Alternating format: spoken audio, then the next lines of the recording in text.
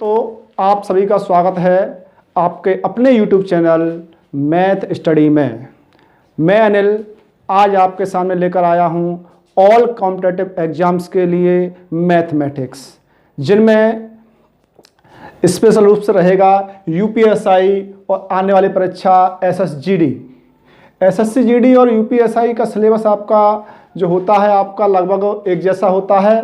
सिर्फ फ़र्क इतना होता है कि आपका यूपीएसआई का जो सिलेबस दे रखा है टॉपिक वही रहते हैं और क्वेश्चनों का जो लेवल होता है आपका थोड़ा सा हाई होता है यूपीएसआई में और एसएससी में थोड़ा सा लो रहता है। एक आध दो टॉपिक ऐसा होता है आपका कुछ घट जाता है, कुछ बढ़ जाता है, कुछ टॉपिक एक आध दो होते हैं ऐसे, लेकिन मोस्टली जो होता है आपका बता में सारे टॉपिक आपके वही रहते हैं। चलिए इस पर बात करने से पहले हम एक बात करना चाहेंगे कि भाई एग्ज़ाम्स जो होते हैं आपके इस चीज़ का जो स्टूडेंट्स होते हैं उनमें बड़ा भय रहता है कि भाई हमारा नंबर आ पाएगा या नहीं आ पाएगा, एग्ज़ाम्स में कितने नंबर आएंगे, कितना स्कोर करेंगे, हम क्या करेंगे, कैसे करेंगे। तो देखिए इस पर मैं एक बात बताता हूँ आपको। देखिए एग्ज़ाम क्या है आपका, इसका भय आपके अंदर से निकलना चाहिए। पहले इसका जो डर है एग्ज़ाम का वो डर नहीं होना चाहिए आपके अंदर बिल्कुल भी, पहली बात। तो देखिए कैसे कि भाई एग्ज़ाम क्या चीज़ है, हमें बताओ एग्ज़ाम क्यों लिया जाता है हमारा, इसका रीजन क्या है आपका, क्या है, कैसे है। तो चलिए इसको एक साधारण सी भाषा में समझते हैं हम। देखिए जैसे घर पे हम खाना पकाते हैं, जैसे कि हमने सब्जी बनाई, मान लीजिए हमने आलू की सब्जी बनाई, तो देखिए हम आलू की सब्जी बनाने के रख दी हमने गैस पे या बता मैं आपका जो भी व्यवस्था हो चूल्हे पे, वहाँ हमने सब्जी पकाने के रख दी और सब्जी बनती रहती है, उसको चेक करते हैं हम। तो क्या करते हैं कि सब्जी जो बनाई हमने चाहे कितनी बनाई हो, चाहे बड़े बर्तनों में बनाई हो या छोटे बर्तनों में बनाई हो, तो हम क्या करते हैं उसमें से हल्का सा टुकड़ा निकालते हैं आलू का और उसको चेक करते हैं कि भाई ये बता मैं पका है अच्छी तरीके से या नहीं पका है। तो एक टुकड़ा जो निकाला था हमने उसी से हम पूरी सब्जी का अंदाजा लगाते हैं कि भाई सब्जी पूरी तरह से पक गई है या नहीं पकी है। अगर नहीं पकी है तो उसको और वहीं पर हम पकने देते हैं और पक गई है तो नीचे उसको उतार लेते हैं। तो इसी से हम समझते हैं कि भाई जैसे कि स्टूडेंट्स पढ़ते हैं, सिलेबस दिया जाता है उनको पढ़ने के लिए, तैयारी की जाती है, पूरी साल मेहनत करते हैं, वो सालों से मेहनत कर रहे होते हैं। तो उनका पर्पज ये नहीं है कि भाई कुछ स्टूडेंट्स कहते हैं कि भाई हमें इंपॉर्टेंट चीज़ें करा दीजिए सर और उसको हम तैयार कर लेंगे और तैयार करने के बाद एग्जाम में आएगा उसको हम सॉल्व करके आसानी से पास हो जाएंगे या अच्छे मार्क्स ले आएंगे। देखिए ये चीज़ जो है आपको गड्ढे में ले जाएगी और एक तरीके से आपकी आंखों पर पर्दा डाल देगी। क्या करना है आपको, जैसे आलू की सब्जी थी हमारी, उसको चेक कर रहे थे हम एक टुकड़ा निकाल के कि भाई सब्जी पूरी पक गई या ना पक गई। इसी प्रकार से आपको जो सिलेबस दिया जाता है पढ़ने के लिए, उस सिलेबस को आपको पूरा पढ़ना होता है, अच्छी तरीके से समझना होता है और उसकी सही परख करनी होती है। और जो एग्जाम होता है आपका एक तरीके से आपको चेक किया जाता है कि भाई आप इस योग्य हो या नहीं, क्योंकि आपको जो भी क्वेश्चन दिया जाएगा इस सिलेबस के अंदर से ही दिया जाएगा, कहीं और से नहीं दिया जाएगा। जो टॉपिक दिए थे पढ़ने के लिए आपको उन टॉपिकों के अंदर से ही दिया जाएगा और सिर्फ आपको चेक किया जाएगा कि भाई इस विद्यार्थी को इस चैप्टर की समझ अच्छी तरीके से है या नहीं है। अगर समझ है उसको अच्छी तरीके से तो वो उसको सॉल्व कर देगा और भाई सॉल्व कर देगा तो वो उसके योग्य माना जाएगा और उसको ले लिया जाएगा। सीधी सी बात है आपका कि भाई हम ही अपने ऊपर घटा के देखते हैं। जैसे मैं एक टीचर हूं, मुझसे कहे कि भाई आपके यहाँ कोई रिक्वायरमेंट है क्या आपका यूट्यूब चैनल पर आपके लिए कोई सब्जेक्ट पढ़ाने के लिए, मुझसे ही कह दिया, किसी ने पूछ लिया, मान लीजिए कि किसी ने पूछ लिया मुझसे कि भाई आपके यूट्यूब चैनल पर कोई वैकेंसी है क्या जिसमें कोई और सब्जेक्ट पढ़ाया जाए, जैसे कि मैथ में पढ़ाता हूं, कोई दिक्कत नहीं है। उन्होंने कहा फिजिक्स पढ़ानी है हमको या जीके पढ़ानी है आपको, कोई भी चीज़ पूछ लेता आपकी वैकेंसी है कि नहीं। तो मैं क्या करूँगा, पहले उसकी परख करूँगा और परख करने की नॉर्मल सी बात है कि जो सब्जेक्ट का टीचर है उसी में से उसको कुछ पूछूंगा। अब उसको पता तो है नहीं कि मैं क्या पूछने वाला हूं, लेकिन पूछूंगा वही जिसकी उसको नॉलेज है, जिसका वो टीचर है। भाई टीचर का मतलब क्या है कि उसको नॉलेज होगी, उन्हीं टॉपिकों में से उससे पूछूंगा। क्यों पूछूंगा कि मैं उसको चेक करूंगा कि भाई इसके योग्य है वो या नहीं है। तो यही प्रक्रिया रहती है आपकी एग्जाम, जो भी एग्जाम होते हैं आपके, चाहे एकेडमिक हो आपका या कॉम्पिटेटिव हो आपके, कोई भी एग्जाम हो आपका, सिर्फ आपको चेक किया जाता है कि आप इसके योग्य हो या नहीं हो। योग्यता को ही वो चेक करती है, अन्यथा और किसी चीज को चेक नहीं करते। वो सीधी सी बात है आपकी, योग्यता आई एक एक करके बुलाएंगे, ऐसा तो मालूम नहीं पड़ेगा, तो उसको एक एग्जाम लेते हैं, पूरा एग्जाम कराते हैं, कंडक्ट कराते हैं वो, जिससे कि भाई सबके सामने चीजें रखी जाती हैं कि भाई कौन कैसा है, क्या है, कैसे है। जो सबसे ज्यादा योग्य होता है भाई, जिसको अच्छी समझ है, वो ज्यादा क्वेश्चन सॉल्व करेगा और ज्यादा नंबर लेके आएगा। ज्यादा नंबर लेके आएगा तो भाई उसको मेरिट में नाम ऊपर आएगा तो उसका सिलेक्शन पहले लिया जाएगा। भाई जो ज्यादा योग्य है उसको हम पहले लेंगे, भाई जो कम योग्य है उसको बाद में देखेंगे। सीधी सी बात है। तो इसीलिए जो एग्जाम कराए जाते हैं आपके, जो भी एग्जाम है किसी भी चीज का आपका, इसीलिए करा जाता है कि भाई कौन योग्य है इसके या नहीं है आपका। तो देखिए, सबसे पहली बात है आपकी कि भाई आपके अंदर से परीक्षा का डर बिल्कुल समाप्त होना चाहिए।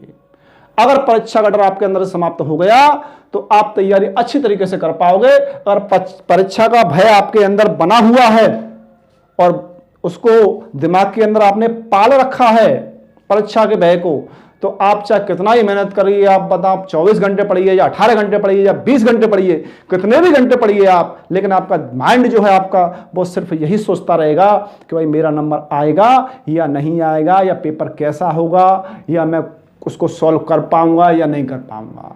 जब ये बातें सोचेगा तो आप कितनी भी मेहनत करिएगा, लेकिन कुछ दिमाग का जो हिस्सा है आपका वो इस चीज से ग्रसित रहेगा, या बताओ हम कहें कि वैसे कुछ स्थान को घेरे रहेगा। किस चीज से? कि भाई आप मेरा नंबर आएगा या नहीं आएगा, मैं पेपर को सॉल्व करूंगा या नहीं करूंगा। ऐसे विचारों से, जो विचार हैं वो दिमाग के कुछ हिस्से को घेर लेंगे, और घेर लेंगे तो नॉर्मल सी बात है कि भाई माइंड जो है आपका अच्छी तरीके से कार्य नहीं कर पाएगा। तो इस चीज को आपको बिल्कुल निकाल देना है मन से कि भाई मेरा परीक्षा नंबर आएगा या नहीं आएगा। मुझे क्या करना है? मेहनत करनी है। क्या करना है? मेहनत करनी। मेहनत किस पे करनी है? कि भाई जो हमको सिलेबस मिला है उस पर मेहनत करनी है, क्या टॉपिक है उनको अच्छी तरीके से पढ़ना है, समझ के पढ़ना है। हमें दिमाग में चीजें बिल्कुल निकाल देना है कि आगे चल के क्या होगा। सीधी सी बात है, भाई महापुरुषों ने कहा है कि भाई जो मेहनत है वो कभी भी बेकार नहीं जाती। किसी की भी मेहनत हो आपकी वो बेकार नहीं जाती, कहीं ना कहीं आपके काम वो आएगी। जैसे कि हम मान लेते हैं, चलिए आपने मेहनत की, यहां पर जैसे एग्जाम आने वाला है यूपीएसआई का, आपने यहां मेहनत की, ताबड़तोड़ मेहनत की आपने, जब जमकर मेहनत की आपने, और किसी कारणवश कुछ भी हो सकता है, कोई भी रीजन रहा हो आपका यहां पर आप किसी प्रकार से नंबर नहीं आ पाया। वैसे ऊपर वाला ऐसा ना करेगा आपका नंबर ना आए, मेरी तो दुआ यही है कि आपका नंबर आए, सिलेक्शन हो अच्छी तरीके से। चलिए हम मान लेते हैं जैसे कि आपका, मैंने अपने ऊपर ले लेता हूं, चलिए आपके ऊपर नहीं, मैं अपने ऊपर लेता हूं। जैसे कि मैंने एग्जाम दिया यूपीएसआई का, अब मेरा सिलेक्शन किसी कारणवश नहीं हो पाया, तो भाई मेहनत तो की थी हमने। सभी लोग जानते हैं भाई जो भी एग्जाम देने जाए सभी मेहनत करेंगे, बिना मेहनत के एग्जाम देने तो कोई नहीं जाएगा। और मेहनत की हमने और भाई किसी कारणवश नंबर नहीं आया, तो जो हमने मेहनत की थी, जो नॉलेज थी हमको, तो हमने ज्ञान प्राप्त किया था हमने, तो वो ज्ञान तो नहीं खत्म हुआ, हमारे अंदर ही रहा ज्ञान, तो वो तो काम आएगा ना भाई। जब नई परीक्षा, कोई दूसरी परीक्षा आएगी उसमें हम बैठेंगे तो वहां काम करेगा वो, तो सीधी सी बात है। तो इससे जो मेहनत है जो आपकी वो कभी बेकार नहीं जाती है, वो हमेशा आपके साथ रहती है, बनी रहती है आपकी, और हर जगह आपको काम देती है। सीधी सी बात है, आपकी मेहनत कभी किसी की बेकार नहीं जाती है, चाहे कोई भी हो आपका, ध्यान रखिएगा। तो इसलिए मेरा कहना यह है कि भाई दिमाग से सारे डाउट निकाल के सिर्फ आपको फोकस करना है पढ़ाई पर, कि आपके टॉपिक क्या है, आपके सामने क्या पढ़ना है हमको, और कितनी मेहनत करनी है हमको। जो कुछ है आपका सारा की सारा आपका फोकस जो है पढ़ाई पे लगा देना है आपको, इसके अलावा कुछ भी नहीं सोचना है आपको। बिल्कुल से बताऊं मैं, फोकस कर दीजिए पूरा कि भाई हमें ये पढ़ना है, इन टॉपिकों की सही परख करनी है हमको और सही से समझना है। चाहे कोई भी क्वेश्चन कहीं से भी बन के आए तो उसको हम सॉल्व कर दें। तो इस तरीके से आपको पढ़ना है, ना कि इस तरीके से कि सोचना है अरे यार मैं इतनी घंटे पढ़ूंगा तो मेरा सिलेक्शन हो जाएगा, या मैं इतने घंटे कम करूंगा सिलेक्शन नहीं हो पाएगा। सिलेक्शन से आपको कोई मतलब नहीं है, सिर्फ आपको मतलब है कि जो आपको टॉपिक दिए थे वो आपने पढ़े अच्छी तरीके से या नहीं पढ़े, आपके टॉपिक पूरे कंप्लीट है या नहीं है, या आपकी पकड़ इन टॉपिकों पे है या नहीं है, डिपेंड उस चीज पे करेगा आपका। अगर आपके टॉपिक सारे क्लियर हैं, आपको जो टॉपिक मिले हैं आपको, और टेंशन फ्री हो गया आप पढ़ाई करते हो, और डर जो होता परीक्षा का वो बिल्कुल निकाल देते हो दिमाग के अंदर से, तो मेरा मानना है कि आपके सिलेक्शन को कोई भी नहीं रोक सकता। ऊपर वाला भी नहीं हो सकता समझिए आपके सिलेक्शन को, वो भी बताओ आपकी मेहनत को देख के वो भी कहेगा हाँ भाई इस बच्चे का सिलेक्शन होना चाहिए। चलिए देखिए, आने वाले एग्जाम है आपके एसएससी जीडी और यूपीएसआई। तो यहां मैं आपके सामने लेकर आया हूं यूपीएसआई का सिलेबस। इस सिलेबस में आपके क्या क्या टॉपिक रहेंगे वो आपके सामने नोट है आपका, आप स्क्रीनशॉट ले सकते हैं इसका अच्छे तरीके से। तो देखिए, संख्या पद्धति नंबर सिस्टम आपका, सिंप्लीफिकेशन सरलीकरण, दशमलव और भिन्न, महत्तम समापवर्त, लघुत्तम समापवर्त, अनुपात और समानुपात, प्रतिशतता, लाभ और हानि, छूट, साधारण ब्याज, चक्रवर्ती ब्याज, भागीदारी, औसत, समय और कार्य, समय और दूरी, सारणी और ग्राफ का प्रयोग, मेंसुरेशन, विविध, ये टॉपिक हैं आपके यूपीएसआई के जो कि आपके सामने रहेंगे। यहां मैं आपको बताऊं, मैं तैयारी कराऊंगा, एक ऐसी तैयारी लेके चलूंगा मैं, बिल्कुल जीरो लेवल से लेके चलूंगा। जो बच्चा कुछ भी नहीं जानता है वो भी इस चैनल से तैयारी कर सकता है अच्छी तरीके से, इस चैनल से अच्छी तरीके से तैयारी कर सकता है वो। तो देखिए, बिल्कुल मैं जीरो लेवल से लेके चलूंगा, बिल्कुल जीरो। सिर्फ आपको गुणा भाग जो है वो आना चाहिए आपको, और पाड़े याद होने चाहिए आपको, जिनको इंग्लिश में बोलते हैं हम टेबल। ठीक है, सिर्फ आपको इतना आना चाहिए। अगर आपको ये कमजोर है तो थोड़ी सी मेहनत और कर लीजिएगा, कोई समस्या वाली बात नहीं है। बाकी का मैं बिल्कुल जीरो लेवल से यहां से उठाऊंगा आपका, और जीरो से लेकर आपको हीरो बना दूंगा। जो परीक्षा में क्वेश्चन आएंगे उनको आप चुटकी बजाते ही सॉल्व कर दोगे। चलिए, तो देखिए, ये यूपीएसआई का सिलेबस है आपका, जो भी टॉपिक है आपके। तो देखिए, मैं यहां पर जो मैथमेटिक्स लेके चलूंगा, तो ये जो है आपका जो भी टॉपिक पढ़ाऊंगा, जैसा भी पढ़ाऊंगा आपका, वो जितने भी एग्जाम हैं आपके सभी को कवर करेगा आपका, कोई एग्जाम छूटेगा नहीं आपका, ये ध्यान रखिएगा आपका। मैं बिल्कुल जीरो से और पूरा हार्ड लेवल तक लेके जाऊंगा। सिर्फ आप वीडियो देखते रहना और चैनल के साथ बने रहिए, और सब्सक्राइब नहीं हुआ है तो सब्सक्राइब करिए आप। चलिए देखिए ध्यान से, मैं आपके सामने लेके आया हूं, पहला टॉपिक है आपका संख्या पद्धति नंबर सिस्टम। देखिए, कुछ टॉपिक मैं यहां पढ़ाऊंगा आपको नंबर सिस्टम के, जैसे कि मैंने आपको यहां पर 5 टॉपिक ले रखे हैं। इन 5 टॉपिकों के बारे में यहां बात करूंगा मैं, और फिर बाकी के टॉपिक हम अगली वीडियो में लेके चलेंगे। चलिए देखिए ध्यान से, तो स्टार्ट होता है आपका संख्या पद्धति। तो ये संख्या पद्धति है तो हमें संख्या के बारे में पता होना चाहिए कि संख्या क्या होती है। तो आप संख्या तो जानते ही हो कि भाई जो नंबर्स हैं आपके वो संख्या है, 1 2 3 4 ये संख्या है आपकी।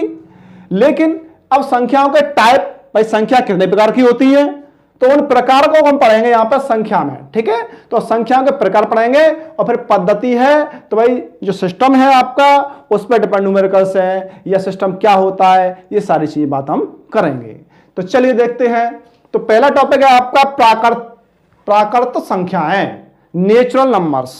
चलिए, तो नेचुरल नंबर्स जो है आपके वो क्या है, देखिए जो भी हम बचपन में पढ़ते हैं 1 2 3 गिनती 1 2 3 4, ये जो होते हैं आपके वो कहलाते हैं आपके नेचुरल नंबर्स। क्या कहलाते हैं?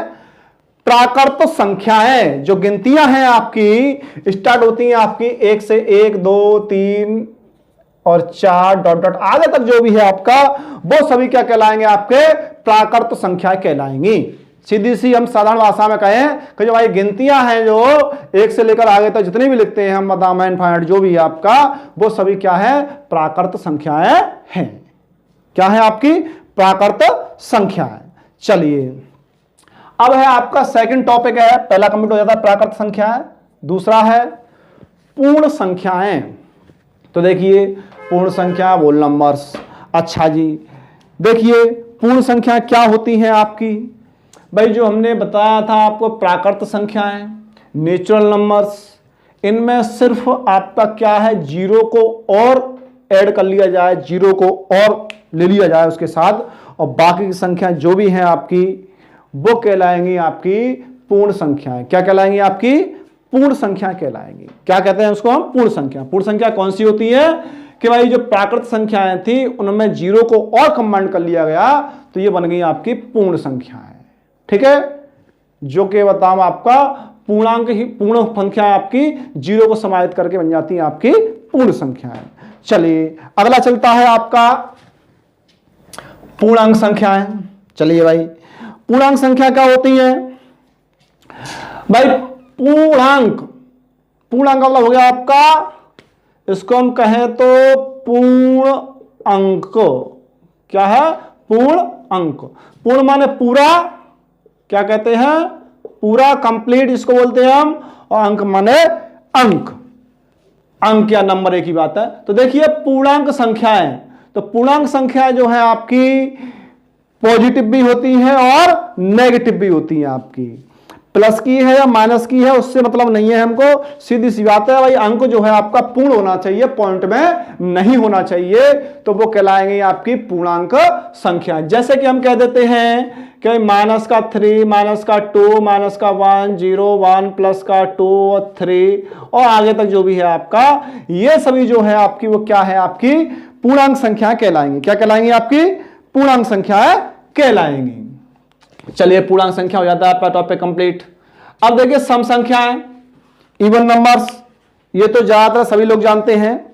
तो देखिए सम संख्या क्या होती है? नॉर्मल सी बात है भाई, जो संख्याएं 2 से पूरी पूरी विभाजित हो जाएं वो कहलाएंगी आपकी सम संख्याएं। कैसी कहलाएंगी? सम संख्याएं। तो देखिए जैसे कि हम मान लेते हैं 2, 4, 6, 8 डॉट डॉट आगे तक, तो भाई इनमें क्या है आपका 2 का भाग पूरा पूरा चला जाएगा, 2 से पूरी पूरी विभाजित हो जाएंगी आपकी ये, तो ये कहलाएंगी आपकी सम संख्या। क्या कहेंगे इनको? सम संख्या या इवन नंबर्स। चलिए अब आती है आपकी विषम संख्याएं, ऑड नंबर्स। तो ये ऑड नंबर क्या होते हैं आपके, इनको समझ लीजिए। तो सीधी सी बात है भाई, हमारी हो गई थी सम संख्याएं, उनमें 2 का भाग जा रहा था। विषम संख्या कौन सी हैं? जिनमें 2 का पूरा पूरा भाग न जाए वो कहलाएंगी आपकी विषम संख्याएं। जिनमें भाई 2 का भाग ही न जाए, मतलब शेष बचे, कुछ भाग तो जाए लेकिन कुछ शेष बचता है, पूरा पूरा नहीं कटता है, तो वो कहलाएंगे आपका क्या? विषम संख्याएं। जैसे कि हम ले लेते हैं 1, 3, 5, 7, ये जो सभी संख्याएं वो कैसी हैं? आपकी विषम संख्याएं। 2 से भाग लगाएंगे इनमें हम, तो ये पूरी पूरी विभाजित तो नहीं होंगी, तो ये क्या कहलाएंगी? आपकी विषम संख्याएं कहलाएंगी। चलिए एक बार और रिपीट कर लेते हैं हम। भाई प्राकृत संख्याएं, भाई जो गिनती है आपकी 1 से लेके डॉट डॉट आगे तक जो भी है आपकी, वो कहलाएंगी प्राकृत संख्याएं। पूर्ण संख्याएं, बोल नंबर्स, बोल नंबर्स में क्या होता है आपका 0 को और शामिल कर लें और 1, 2, 3, 4 आगे तक चले जाएं, तो वो कहलाएंगे आपके पूर्ण संख्याएं। चलिए अब है पूर्णांक संख्याएं। भाई पूर्णांक संख्या क्या है? मैंने आपको बताया है कि भाई पूर्ण अंक, पूरा अंक, जो संख्या है आपकी पॉइंट में ना हो, आधी कटी पिटी ना हो, मतलब पूरी हो, पूर्णांक हो आपके, तो वो कहलाएगा आपका पूर्णांक। चाहे वो माइनस में हो या प्लस का हो, लेकिन होना चाहिए पूर्ण, पॉइंट में नहीं होना चाहिए, तो वो कहलाएगा आपका पूर्णांक संख्याएं। अच्छा ये सम संख्याएं, सम संख्या मैंने आपको बता दिया, ऐसी संख्याएं जिनमें 2 का भाग पूरा पूरा चला जाए वो कहलाएंगी सम संख्याएं। नंबर 5 पे विषम संख्याएं, ऐसी संख्याएं जिनमें भाई 2 का भाग पूरा पूरा न जाए, 2 से पूरी पूरी विभाजित न हो, तो वो कहलाएंगी आपकी विषम संख्याएं। आपको आज का वीडियो कैसा लगा? अगर आपको आज का वीडियो अच्छा लगा हो तो इसको अपने मित्रों के साथ शेयर करें और लाइक करें और चैनल को सब्सक्राइब करें, जिससे कि आपको ज़्यादा से ज़्यादा वीडियो मिल सकें और आपकी जो तैयारी है अच्छी तरीके से चल सके। धन्यवाद। जय हिंद।